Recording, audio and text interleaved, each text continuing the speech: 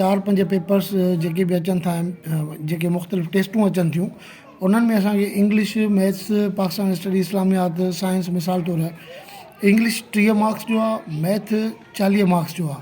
असांखे छा करिणो आहे, अच्छा हीअ 10-10 मार्क्स, 10-10 खे तव्हां छॾे ॾियो, इन मां जेके 16 अचनि उहे तव्हां अटैम्प्ट कयो, जेके नथा अचनि इनखे छॾे ॾियो। हे 30 आहिनि न, असांखे पास जेकॾहिं सभु छॾे ॾियूं, 40-60 जो रेशो रखूं, त असां 40 जेकॾहिं सॼो मैथ कयूं ऐं हुन में एरर न हुजे त असां इन में ई पास थी वेंदासीं। हाणे असां जेकॾहिं ॿिनि खे इंग्लिश खे ऐं मैथ खे अटैम्प्ट कयूं त असां इन में ई पास थी वेंदासीं। मिसाल तौरु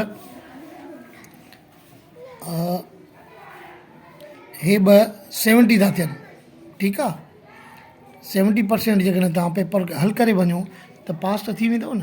असांखे रुॻो अटैम्प्ट इन करे करिणो आहे त जीअं असां पास थियूं।